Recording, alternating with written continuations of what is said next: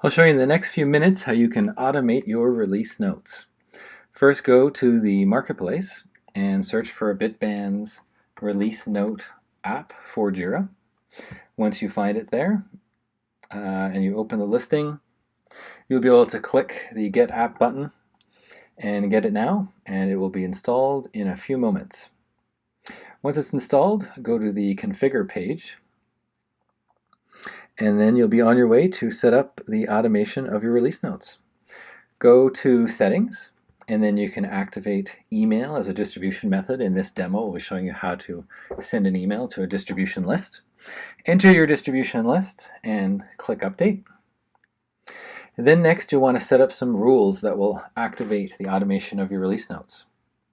The first rule we'll be showing here in this demo is a manual rule. If you want complete control over when release notes are sent out, you could use this manual rule. It's also very useful for us to demo how this release notes app works. For any of these rules, you'll want to enter a JQL statement to select which issues and projects you'll be monitoring for inclusion in the release notes. So here it's a sample project called SP, and issue type task, and a trigger type of manual. We'll save that, and you'll see here is the new rule.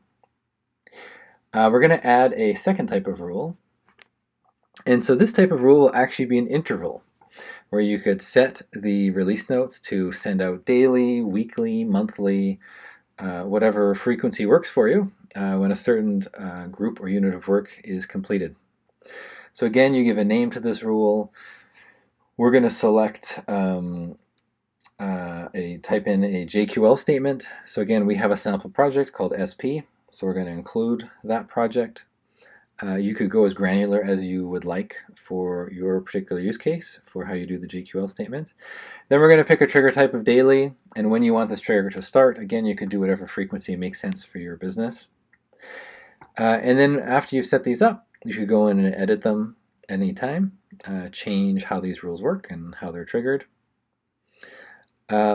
Lastly, we are going to create one more rule here, and this rule is going to be based on when a new version was released. So if you do a new release in Jira, that would then automatically trigger the release notes app to generate those release notes for you. So this was if the new version 12 is released, then the new release notes would be activated. I was just showing there how you could delete also these rules when you're done with them, or if you want to remove one or correct it. So here's the sample board, and then if we go back to this rule, we're going to execute this manual rule so you can see how things work. The rule has run successfully.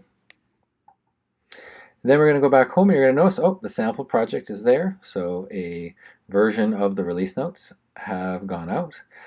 Here we have an HTML version, which you can see here with all the information of all the issues and all the keys and all the descriptions associated with that project and the JQL statement we have.